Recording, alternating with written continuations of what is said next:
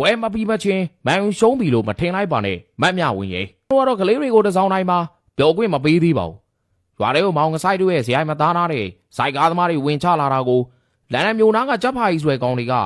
ရောပတေးသချင်းလေးတစ်ပုဒ်ကိုကောက်ဖွင့်ပလိုက်လို့ပိုတိုင်မှုတွေဖြစ်ပွားနေကြတာကြားပါပြီခုတကမှာတော့မောင်ငဆိုင်တို့ကသူများအိမ်ပေါ်တက်ပြီးတော့ဘုံအောင်တင်တက်လို့တဲ့အနေထားတက်ကြွတဲ့ကြက်ဖာတို့ဖို့စမတ်မကြပဲကြဲထားမဲ့အနေထားတစ်ခုကိုငဆိုင်တို့ကမီးရှိုးလိုက်တာပါ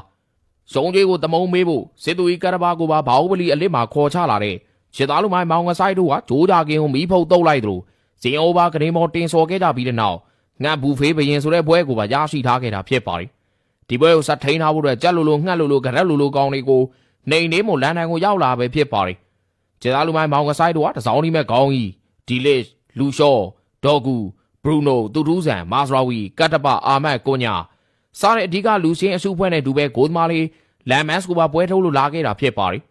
ဂျပန်တို့ကလည်းဂိုးသမားဗီကာရီယိုဘတ်ရိုပိုရိုရိုမဲရိုဗန်ဒီဗန်စပန်စ်ဘယ်လင်ညာဆာဂျွန်ဆင်ဆိုင်မိုရီချာလီဆန်ကိုလိုမူဝါနီစားတဲ့အစုဖွဲ့နဲ့ဂျပန်တို့ကြရထားဖို့ပွဲထုတ်လာခဲ့တာပဲဖြစ်ပါတယ်ဂျပန်တို့ကတက်ခွာဖို့ကြိုးစားခဲ့မယ်မောင်ငဆိုင်တို့ခံစစ်တဲ့ဂိုးသမားကအခြားပင်မဟုတ်တာကြောင့်ဂျပန်လည်းစမတ်မကြနိုင်တော့တာဖြစ်ပါတယ်ဂိုးသမားလက်ဆွမ်းကလည်းရှောင်းနေကွန်ဖူကားတွေကဈေးထိုးထားတဲ့ဂိုးသမားလိုဒိုးပွားနေတာကြောင့်ဘုံတို့ရှင်ဦးနာနာအောင်ကျွန်တော်တို့မေ့နေရတော့ချိန်တိုင်းတာတစ်ခုတည်းရှိနေခဲ့ပါပြီ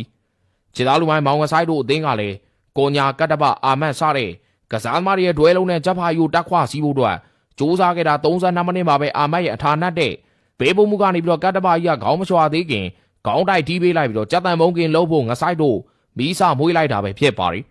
ဂျပန်တို့လည်းဂဲထားပြီးတော့စိုက်ကောင်းမိုက်ကားပြောင်တီးနိုင်မှုအတွက်ဂျိုးပန်းလာခဲ့မယ်ငဆိုင်တို့ဂိုးသမားကအကြမ်းမြင်ရနေတာကြောင့်ဘယ်နေရာကန်ကန်ဂိုးမွေမဲဖြစ်နေတာဖြစ်ပါတယ်ဒီနောက်ပိုင်းမှာတော့ဂျပန်တို့ဖိအားပေးလာခဲ့ပြီးတော့ငဆိုင်တို့ကလည်းကိုညာဘရာဇီးသူရူဇန်တို့လိုရုံးနေတဲ့ကစားသမားတွေကိုလူလဲလိုက်တဲ့အတွက်ဂျပန်တို့ပြုများနူးခဲ့ရပါတော့တယ်ဒါပြင်အဓိကဝက်ဖဲတိုက်စမှုခေါင်းကြီးလဲဒဏ်ရာရသွားတဲ့အတွက်ငဆိုင်တို့အတော်လေးကိုအကြက်ရိုက်ခဲ့ရတာဖြစ်ပါတယ်84မိနစ်မှာပဲဂျပန်တို့တကွက်ပြပြီးတော့ခြေပါကိုရခဲ့ပြီးဂိုးသမားလည်းမတတ်နိုင်ခဲ့ရှာတော့ပါဘူးမိနစ်90ပြီးလို့အချိန်မှာလဲရီရှာလီဆန်ကအနိုင်ကိုပါထပ်ပြီးတော့သွင်းပေးနိုင်ခဲ့လို့ဂျပန်တို့တက်ခွစီးပြီးဆိုပြီးအားလုံးကလည်းထင်မှတ်ခဲ့လိုက်ကြတာပဲဖြစ်ပါတယ်ဒါပေမဲ့မင်းသားဆိုတာနောက်ပိုင်းမှာထွက်တာဂျပန်တို့မသိရှာခဲ့ပါဘူး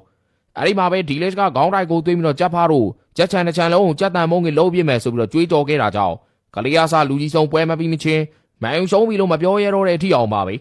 ခုဆိုရင်ချစ်သားလူမိုင်းမောင်ဝဆိုင်တို့က9ပွဲသက်ရှုံးပွဲမရှိတဲ့အသင်းဖြစ်လာပြီးဖြစ်သလိုဘယ်ခွေးမှလူမထင်တဲ့ထားတွေဖမ်းလာနေကြတာကြောင့်ကိုကြီးမောင်တို့ကငါအားကြီးလို့ထင်နေတဲ့လူတွေအကုန်လုံးအခုဆိုဒုံစပီနိုးတော်ကီတွေဖြစ်ကုန်ပြီလို့ပြောရင်းနဲ့ညီကုန်းချုပ်လိုက်ရပါတယ်